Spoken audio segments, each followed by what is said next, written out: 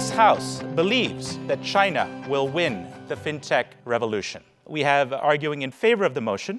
We have Gregory Gibb, co-chairman and chief executive of Lufax. And we also have Haiyan Wang, co-founder and managing partner of China-India Institute. And arguing against the motion, Benjamin Chu, partner at Loeb, and Noor Menai, president and CEO of CTBC Bank USA. Without further ado, 4 minutes to the side in favor of the motion. Who takes the microphone? Thank you. Haiyan. Thank you. And Greg, it's a delight to partner with you, a seasoned global executive chairing a Chinese fintech giant. And Greg, you're not alone. Ant Financial's international business is led by an American and ex-Goldman Sachs banker. So when it comes to getting the top talents, Chinese fintech firms search east and west, no Chinese lenses, but global vision. After all, it's the people who create the winners. Fintech is a hot term on Wall Street, but it's an everyday activity in Chinese streets.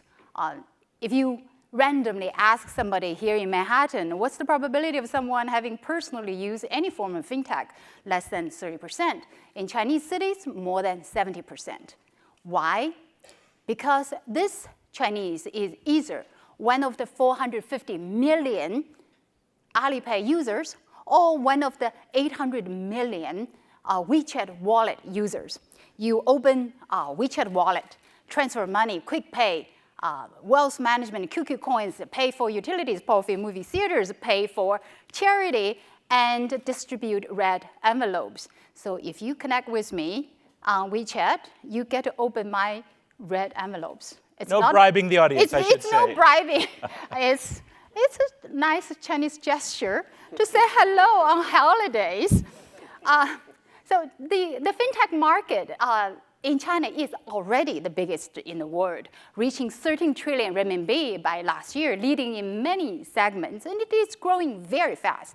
If you look at Ant Financial's Rebuttal, already accumulated $100 billion assets under management.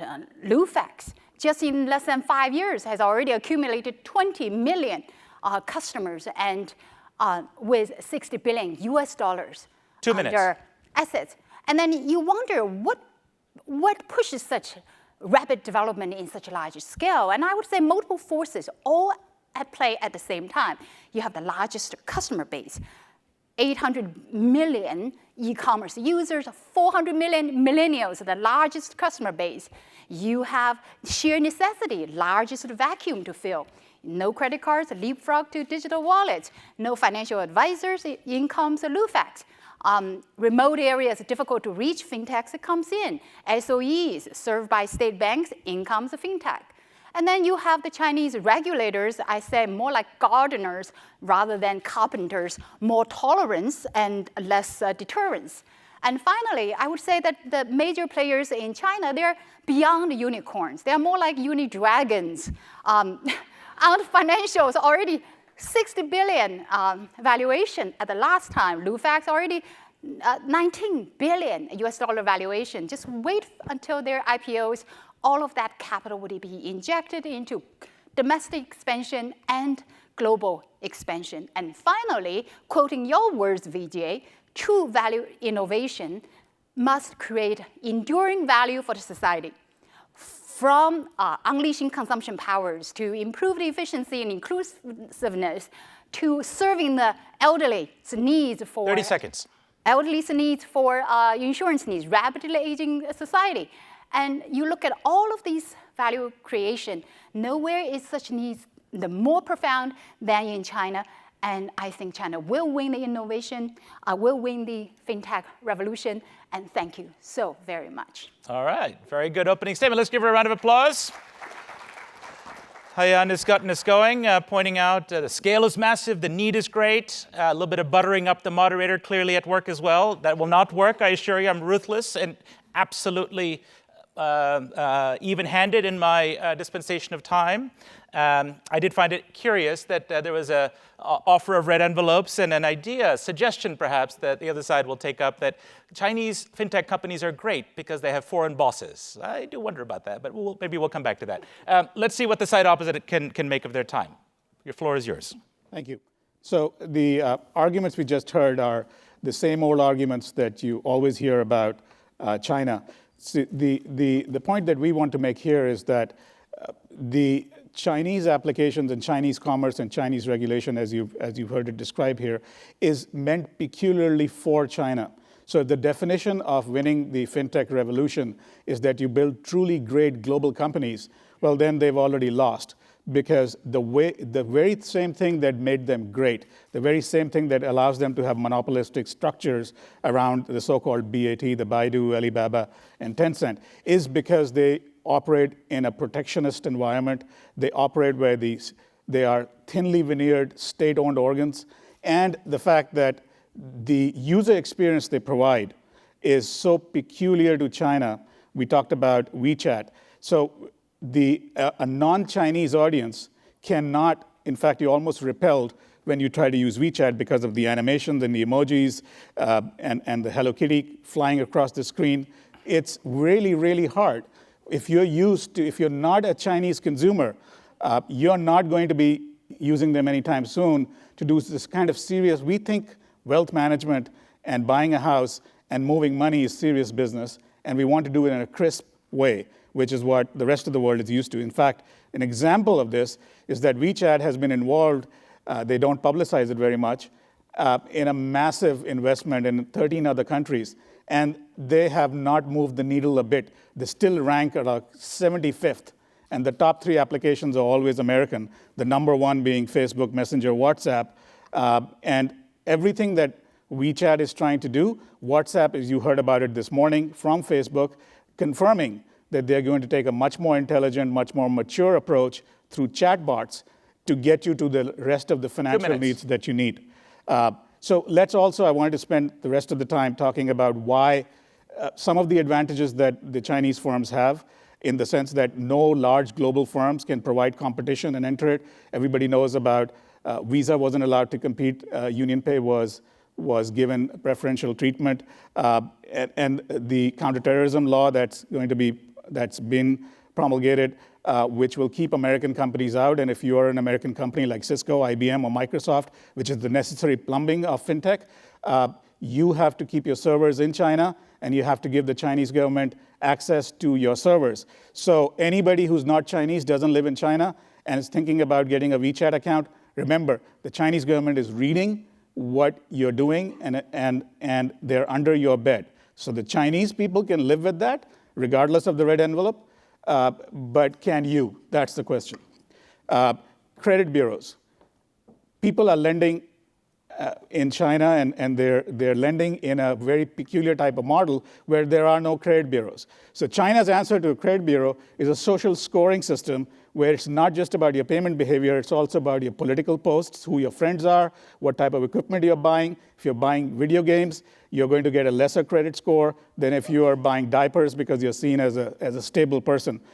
Robo-advisors, we've heard about the growth of robo-advisors. 30 seconds. Well, they all rely on efficient markets. We all know after the Shanghai stock collapse that there are no efficient markets in China. So if the fintech revolution is about collaborating with banks that are nimble and know how to compete on the global stage, well, that's happening here in the US.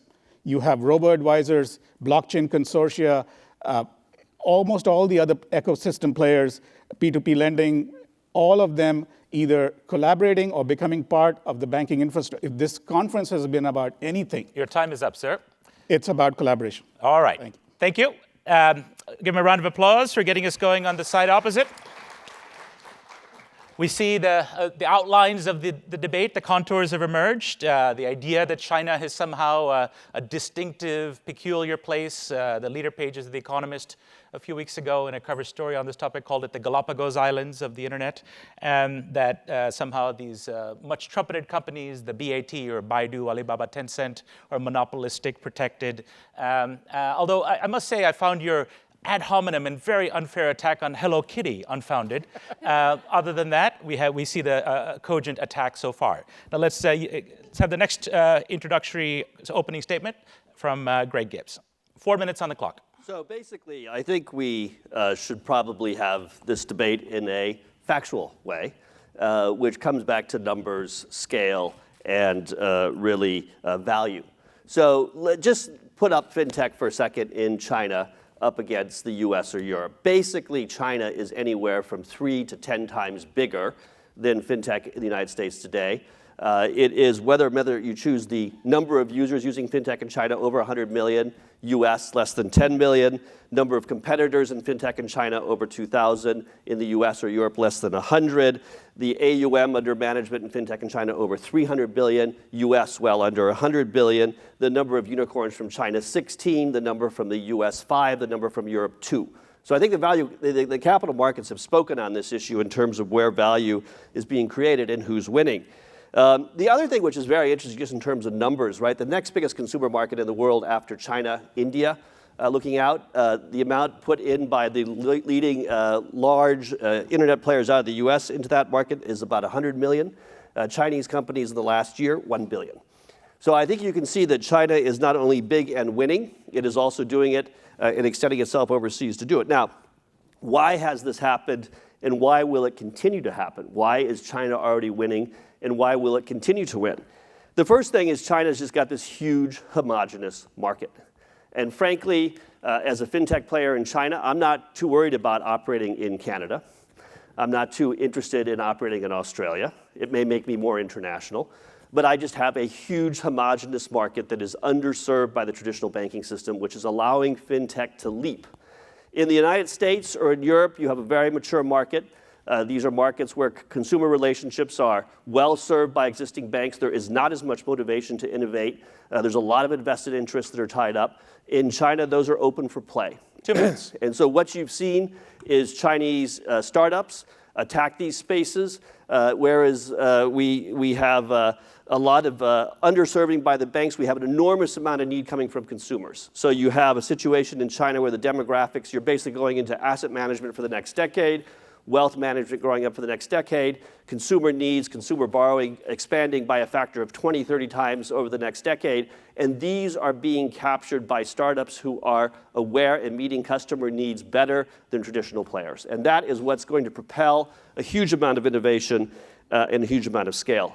Now, China is wired for this, right? The foundations for ongoing innovation are very much in place. If we just look at smartphone shipments in the first half of this year, the number in China was about 2.5 times the US, about twice Europe. So, I mean, you just have a situation where the needs are there, the opportunity for China to leapfrog is there, and it's happening. And it's just happening at a scale that, frankly, it doesn't really matter whether these Chinese firms jump into some smaller market in the West. I mean, we're not thinking about France. We're not thinking about Spain. We don't think that's a measure of success. Any good strategy is 80-20. You go where the opportunity is, you go where the market is, and that market today is in China. The scale and pace of innovation and competition that is going on here is propelling these firms and propelling innovation in a way that is not happening elsewhere in the world. 30 seconds. And so I don't even need the 30 seconds. I think we've seen it. It's already happened. The debate has already been won, and the demographics and everything else is there to make it continue to happen. Thank you. All right. Well, certainly a round of applause for confidence. If you were to win on sheer chutzpah, that might give him the edge. But we did see again, though, the team in favor of the proposition felt the need to respond to the blood drawn on the argument that China has somehow distinct or unique and is not relevant, retorting in part with, again, a very cruel dismissal of Canada. I don't see why that's necessary to put down our neighbor to the north. But impressive numbers on valuations, huge. Certainly, including his own company, which is coming up perhaps for flotation, one of the world's biggest fintech, perhaps talking his book. We always have to watch for that. But I thought an interesting argument about lack of legacy, open spaces where the startups are beginning to make an impact seemed an interesting argument as well for us to keep in our minds. Let's give the final opening comment to the side opposite, Benjamin Chiu. The debate is far from being won because all the nice things that my opponent pointed out are about improvement at market size, not revolution. Facebook clearly has won the global social network revolution, and Uber is on its way to win the sharing economy revolution. So the point is, true revolution or truly winning means a global base of customer and also a true innovation. That's hardly going to happen in China because China is missing the important pillar, the important infrastructure to support economic innovation. There are two pillars for the infrastructure. One is a transparent judicial and political process. The other one is freedom of information. Case on point about political process. Maybe you have heard in the news over the past several days, Didi Chuxing, which is China's equivalent of Uber, and by the way, one of the most valuable startup companies in the world, and also one of the most important early promoter of fintech products in China, has just seen its business model devastated. Why the government all of a sudden, without warning, changed its policy fundamentally about who can drive the unlicensed taxis on the streets. Think about that. Maybe I shouldn't say without warning, because actually the same disasters happen to sector after sector, one startup after another startups. So the reality, harsh reality is lawmaking and enforcement have unfortunately remained unchecked and unpredictable in China. But in theory, one can go to court and sue the regulator, but China is lacking the judicial review as we know it. And by the way, do you think the Chinese court in such case will be impartial? I used to work at a court in China. I don't think so. That's bad news for fintech companies. Freedom of information. China deserves its own world-class financial media, but censorship has trumped that hope. Even worse, because of the Great Firewall, the best media and digital products are not available to Chinese fintech companies. That include Google products, Twitter, Bloomberg, Facebook, New York Times, and indeed, Economist. So we ask, can China win a revolution without seeing the world? Can Chinese fintech companies gain customers from around the world without the tools to study their behaviors? My last point is about market distinctiveness. So yes, the market is huge. The fintech sector is hot, but that only highlights the fact that in terms of financial market, China resembles, in terms of financial market ecosystem, China resembles Australia. It's a big island of beautiful but distinctive animals. Consider this, China has absolute control of foreign currency exchange and absolute control about the flow of capital, and also a lot of restrictions on foreign investment, especially capital market and the banking sector. So as a Chinese company, you naturally would ask the question, why revolutionize the status quo if all it takes to make money is micro improvement? Why step on the toes of your state-owned company competitors if doing so could mean sudden death? Thank you. Very good. Round of applause for Benjamin. So perhaps unsurprisingly for a partner at a leading law firm, he led off on the rule of law and the spottiness thereof in China, and the problem of information freedom.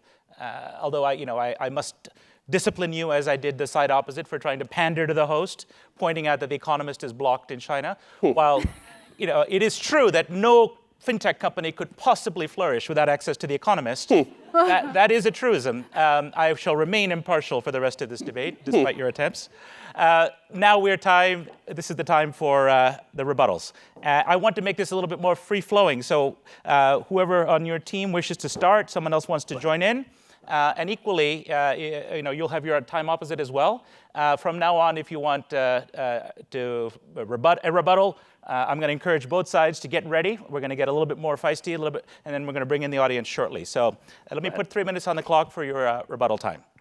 All right. My opponent mentioned WhatsApp, and I use WhatsApp every day to talk with my Indian relatives. All it is just messaging. There's no fintech on it. In terms of globalization, you look at Ant Financial. It is already investing in India's biggest online payment, Paytm. It is already investing in Australia. It is building K-Bank in South Korea. It is buying iVerify in the US. It is setting up shops in the US. You look at all of the bets you mentioned. They have hundreds of people in machine learning, AI, and they are operating here. Plus, technology has no barriers. They are setting shops here, and then thanks to the help of the investment bankers and our law firms, they are guiding their way to globalize. And I also think that the Chinese fintech firms have really learned arts of serving the bottom half of the pyramid, and they can easily transfer their business models to a lot of other emerging markets. So, Well, I think it's, there's a lot of discussion when trying to dismiss China that talks about everything except for fintech. So there's a lot of discussion about Facebook, about Google. These are not fintech players. And I think what we see in China are fintech players who are really playing at a huge scale. And so I think if you ask yourself, what's going to win? If I look at the United States, where the fintech case is made here, if you look at a player that's been at it for 40 years, how big are they? So Charles Schwab has been a largely tech-enabled company. It today serves about 11 million active investors. E-Trade serves maybe about 3 to 5 million, depending on the count. So we have a situation here in China where, because of regulation actually being quite open and allowing people to really try different things, an enormous number of people are engaged in using these tools. Hundreds of millions of people are engaging in using these tools every day. We have thousands of people competing for the space. I don't think it's because you can read the New York Times that you're going to come up with a better idea or more users. I don't think it's because you can read The Economist that you're going to create the next wave of innovation. I would argue that China has created a hot pot of competition. It has brought in resource. It has brought in capital at a level that is 10 times what is happening anywhere else in the world. And it is bringing in users every day, probably the amount of users that increase in China on these applications 30 per seconds. quarter is probably bigger than Europe fintech. So I think those are the factors. If you believe in competition, if you believe in trying things, if you believe in engaging the communities in use, if that is the basis for winning, then China has it. If you believe it's driven by regulation or other things, then maybe we can talk about the West. All right, so a variety of attacks and rebuttals, some of them angry, some of them culinary. The hot pot of innovation we heard, or of a competition. Of course, the slight worry, because I do live in China and I eat at Chinese restaurants, with a hot pot, you're never quite sure what's in the hot pot. But we'll leave that aside. You get your 3 minutes, gentlemen. So let me just quickly debunk the majority-based argument here about size. So just as an analogy, the world's 3 largest banks by balance sheet size are Chinese banks, but no one cares. They're not relevant outside of China. People remember JP Morgan, people remember Goldman Sachs. The Chinese companies, when they want to do any transaction, any national project, they go to Goldman Sachs, JP Morgan, Citigroup, or the European banks. So it's a little bit, there's a reason why the duck-billed platypus did not move out of the Galapagos or Australia. It just didn't have the skills to survive outside of that little ecosystem. The second point around the health of the lending business there, it's a credit bubble. There's no two things about it. These guys have never lived through a downturn. What's going to happen to the billions of dollars that have been lent out without the benefit of truly understanding the credit backgrounds? And in a downturn, who's going to pay these monies back? The trick in doing online lending, it's easy to lend money. It's very hard to get it back when there's a downturn. We mentioned WhatsApp. The reason people don't do financial transactions on WhatsApp, and the reason WhatsApp doesn't offer it, is people don't want to do those transactions on WhatsApp. All I want to do on WhatsApp is message.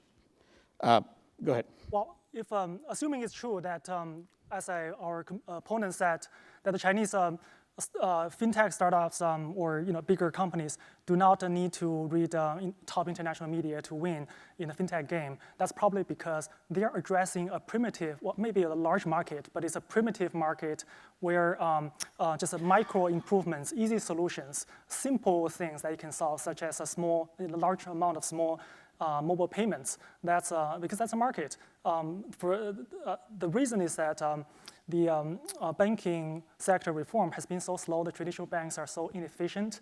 A lot of the newer companies can easily find a quick niche to address to a big market. But the size of the market is actually a curse. You see, if you are looking at a huge number of people who just got on e-commerce, just got onto the internet, they need very simple things, then you really don't yet have the like I mentioned, the infrastructure to support more sophisticated financial products, 30 which seconds. may lead to more profits from your products or services. Benjamin, the last point about this is the discussion of fintech. Well, PayPal is an American company, and they're in 202 countries and in 25 currencies. That's more than you can say for Alibaba or any other payment service out of China. All right. Great. So we've heard the rebuttals. Among other things, we've just had Vikram Pandit on stage. We all know who he is and the institution he used to be with. The concerns about too big to fail, a financial system that's too complex. We hear from the side opposite in China, size doesn't matter. They're dealing with simple problems. That might seem to be a good thing, but in their view, this is not world-leading fintech. And I finally got the answer to what's in the hot pot of competition. It turns out it's duck-billed platypus. Thanks for the update. All right, we have now come to the most interesting part of this. Let's get the house mics ready. I'm going to come to you folks in just a moment. I want several really sharp questions, and I want you to direct it to one side or the other. Let's make these rather than long-winded comments. Remember, nobody likes a gas bag. So let's get a really good question. Who's got a good question already? Great, sir. Please identify yourself and make it a sharp question. Then we'll come here to the lady whose hand went up. We'll come to you next. Go ahead, sir. Hi, Mike Fitzgerald with Celent. For the pro side, there's still Fin and Fintech, financial services.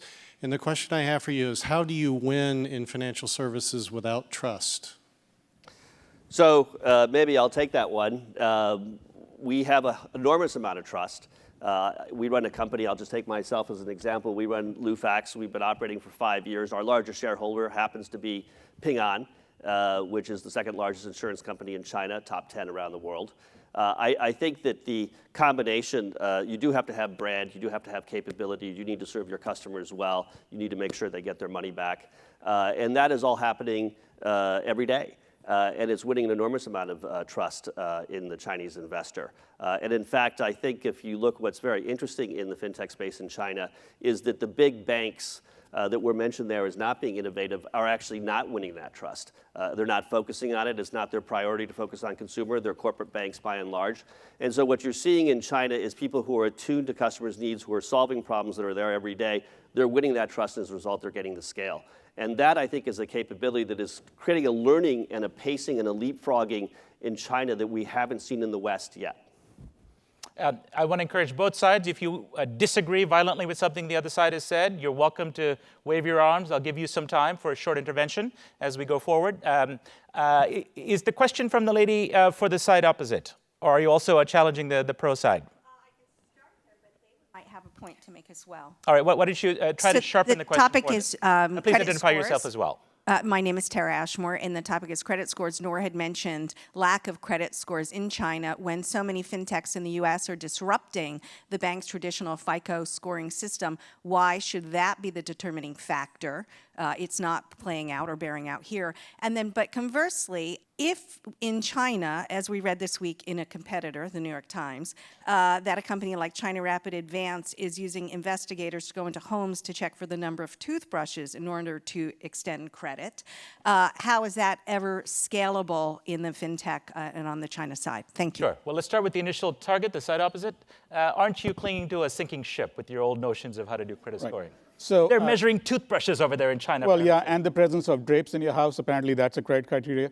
But so the point about credit scores, so the majority of the online lending firms use social media and other scoring methods of where you went to school and what your major was, in addition to FICO scores. So the best mechanism on earth today is still the FICO score because it measures your behavior in a negative sense, and in a positive sense, it measures the overall economy. So you have both negative and positive information. There are no positive credit bureaus in China. So we talked about Lufax, great company, but the majority of the credit decisions are still made face-to-face. That's hardly a fintech model. That's still a terrestrial-based model. Why? Because from a stewardship perspective, they have to do that because there is no credit score that people can make scalable decisions on. Quick intervention. Go ahead. Okay. Precisely because of the lack of a mature credit scoring system in China that allows Alibaba, for example, to establish Sesame credit. And you talk about the credit scoring. Credit scoring requires big data. China has a lot of data, data that's very, very big. Whether you use the social media data or e-commerce data, there's a lot of analytics to be made out of that data. I fear maybe my colleague hasn't actually been to China. There is a positive credit bureau in China. It Very does new. have 300, Very new. And it's probably state 350 controlled. million It's state records controlled, it's very with new. data that has been Right. put It's a in way of place government for 8 saying, years. we're from the government, we're here to help. Right. Including Exactly. credit ratings. Right. And All I right. think they just conceded the argument by saying that there is no mature credit scoring system in China. I think we should rest the case there. Let's go for another question. But precisely because you do not have that legacy that creates the space, the room for fintech to grow up. Yeah, there are about... Say that after the first credit downturn. All right, okay, so this is good. We're just warming up, folks, just warming up. Okay, I want to come to the side in favor. The valuations argument, I think I heard Greg make. That sounds impressive. I mean, the number of unicorns, actually, you mentioned the New York Times, or someone from the audience did. They ran an article in the last couple of years saying, here are the world's top fintech companies. They didn't list any of the ones in China because most of the ones are as yet unlisted. If you were to look by valuations and imputed valuations, most of them would actually be Chinese. So that your point is well taken, but does that actually mean that this is a revolution in the making, or that this is going to be successful, as opposed to there's not many places in China to put your money. And so this is just the flavor of the day, a bubble, as it were, an investment bubble, which is different from the argument that was asked about a credit bubble, that this is simply a hot investment area. Look, the money that's going into China is not just Chinese money. I mean, this is global private There's dumb equity money from everywhere coming. There is good money from everywhere coming. And, where are these valuations coming from? It's coming from very broad and deep user bases. And that's because problems are being solved with technology in China at scale in a way that's just not happening around the rest of the world. The most interesting thing, and I would give some credit to the other side here to say that if you look at technology developed in the West today, whether it's the US or Europe, it's good technology. The problem is just no one uses it. So if you look at a Wealthfront, Betterment, Motif, and other startups, they've got very good technology, but their active customers are less than 100,000. So I think technology is in the proof, right? I mean, if you have new concepts, you're solving new problems, are people using it? So the high valuations in China are not coming because they just wanted to give you a lot of money. It's because there's a lot of people who are really using new solutions. Sure, a quick rebuttal. Go ahead. Thank you, Greg, for giving us credit. I just want to point out that a big potential market is not equivalent to addressable market when it comes to profitable financial products or services. And when it comes to international money pouring into China, well, I just want to remind everybody that every time there's a new story, there's new technology, there's exuberance on the market. And it's so easy to talk about this time is different, China is different. But in the end, a lot of these investors may realize that even unicorns can quickly go into unicorps. Well, let's remember, they're apparently unidragons now. So we have a question from the floor. Please identify yourself, sir. Jess McWaters, World Economic Forum. I would argue that neither side at this point has met the burden of proof necessary to carry the day in this debate, because the question stated here, or the proposition, is that China will win the fintech revolution. And to my mind, to win the fintech revolution, it is insufficient to scale and be very large in the world's largest country by population, but one must also sort of sally out and conquer on foreign shores. And I would argue that neither side here has made an argument for why the fintechs that you're arguing in favor of are well disposed to move across borders. Because to date, the fintechs that we have seen have been built custom to exist in a particular jurisdiction. So I would ask the proposition: what is it that makes fintechs well suited in China to expand beyond? I mean, I think that it's really a little bit of a question of stage that we're at, right? I mean, fintech is really a business model that has come to play in the last 5 or 6 years, right? I mean, if you went to the United States and you pointed to a lending club startup, it was 2006, 2007. A lot of this has started in China kind of 2009, 2010. So we're only really 5 years into it. And I think the first question you have to ask with business models, are you successful at home? Because if you're not successful at home, you're not going anywhere else.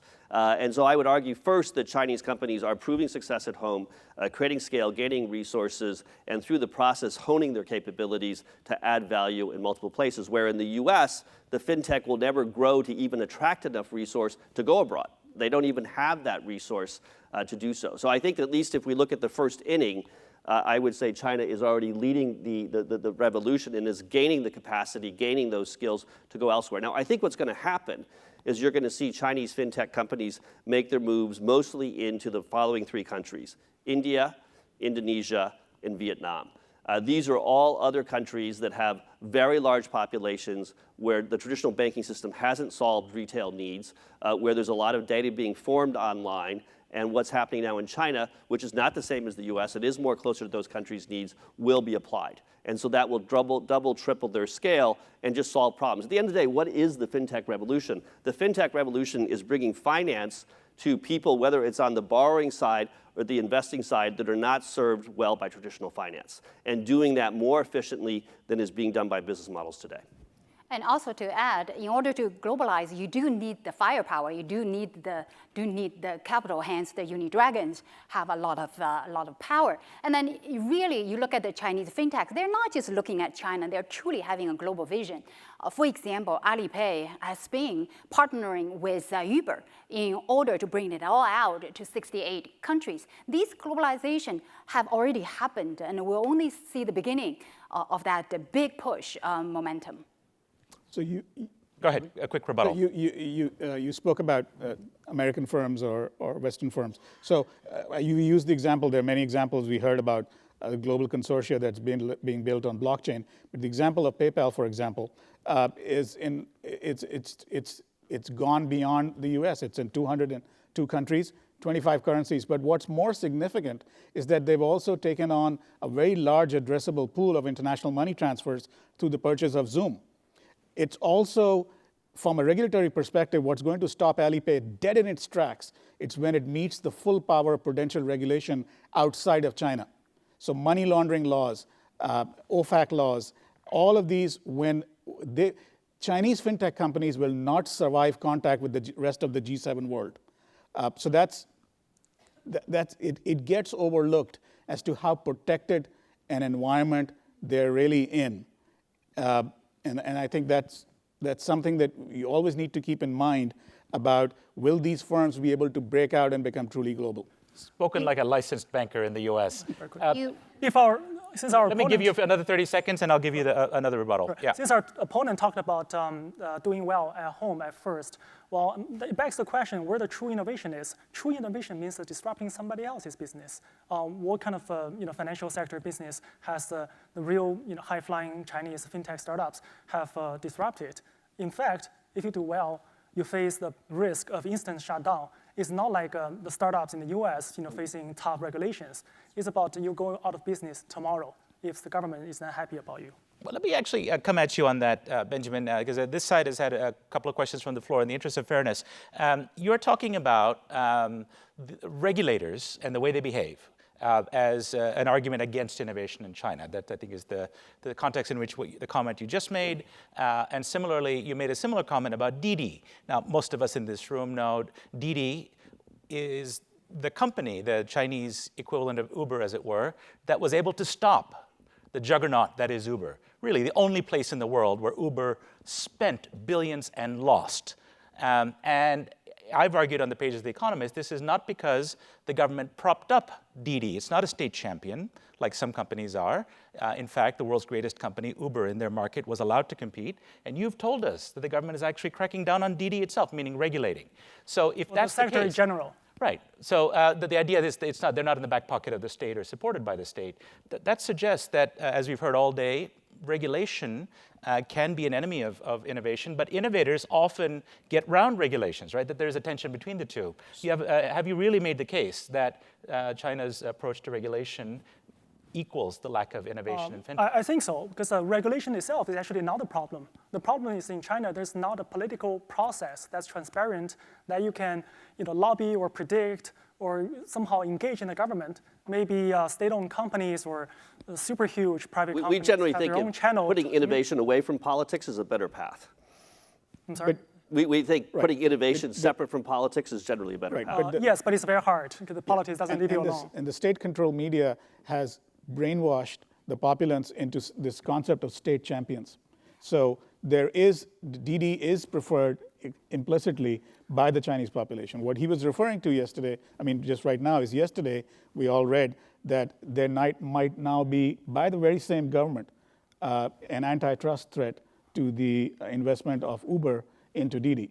So this is yet another example of what I was talking about, of how the state uses its power to protect Chinese companies. Think about this, when fintech and innovation really becomes industrial policy in China, that's when you know it's really not going to It is part of the political economy. I think I'll give you 30 seconds and we need to wind up. I think that precisely because the regulations are not as mature as perfect, that leaves a lot of rooms for the fintech companies to mushroom, or I should say to bamboo, because they're pretty resilient. And you look at the Chinese regulators, they're much more tolerant. They're much more supportive. They're less restrictive. They're less deterring. That's precisely because the last few years of this supportive environment that allowed fintech companies to grow so rapidly. And to rebuttal about earlier about PayPal, and after all these years, PayPal's valuation is smaller than that of the Alipay. Are you saying that all of the international investors are pretty dumb?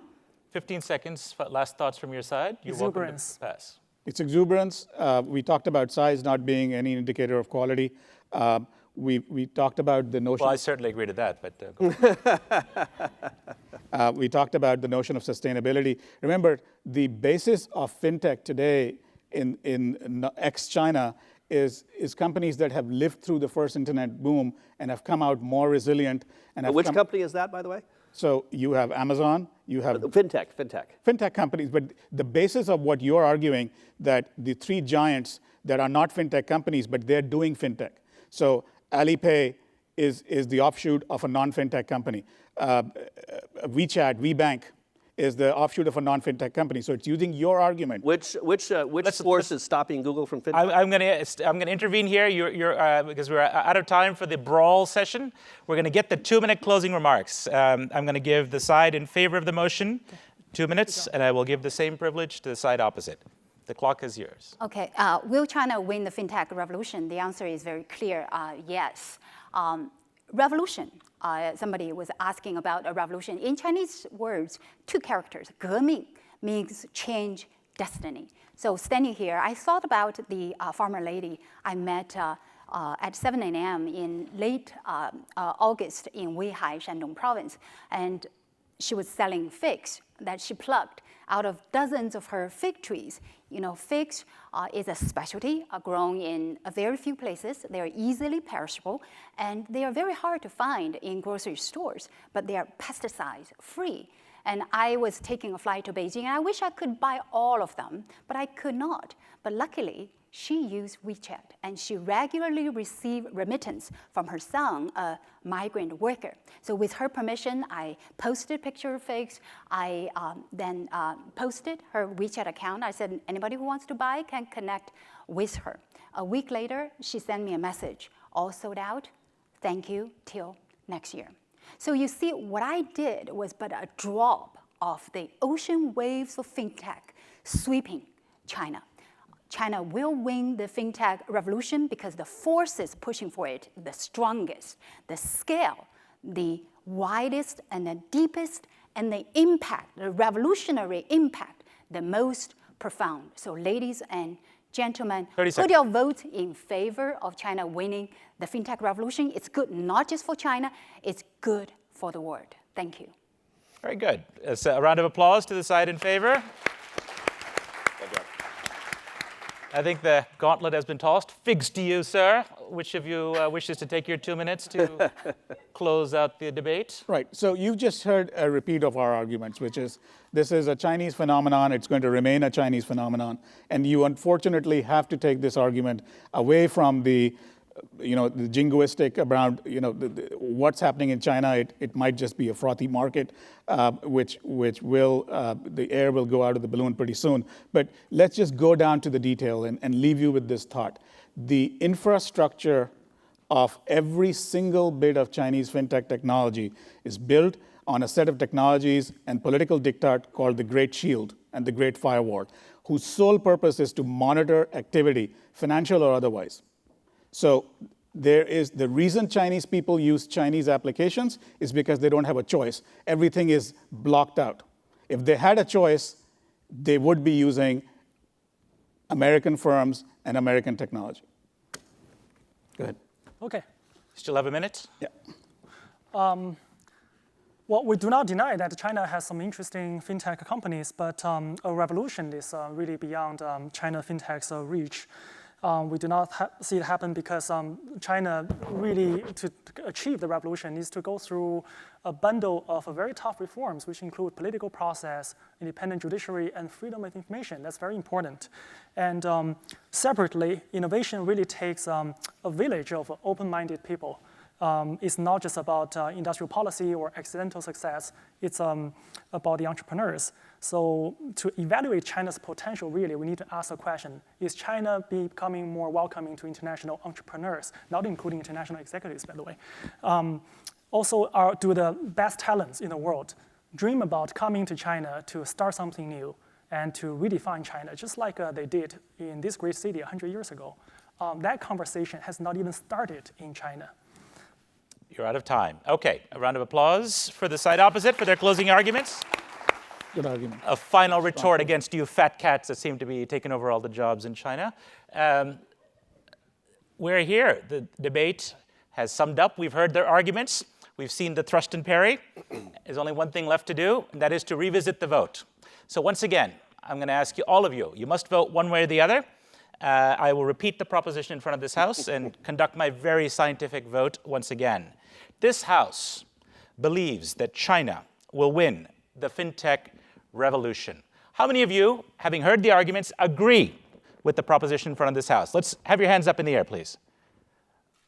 Okay, that's definitely a smaller number, but how many of you disagree? How many of you disagree? Okay, I have to call that easily 20-80. I grant the debate to the side opposite. They are the winners, but let's give them both a round of applause, a well-fought intellectual contest in the spirit of The Economist. Thank you all very much.